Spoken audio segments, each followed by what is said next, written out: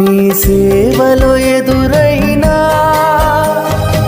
ఎన్నో సమస్యలలో నా బలమును చూచుకొని నిరాశ చెందితిని.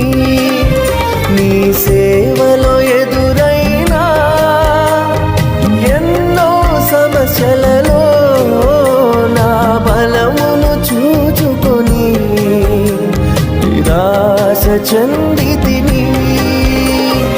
భారమైన ఈ సేవను ఇక చేయలేనని అనుకొనగా, భారమైన ఈ సేవను ఇక చేయలేనని అనుకొనగా, ప్రధాన యాజకుడా యేసు నీ అనుభవం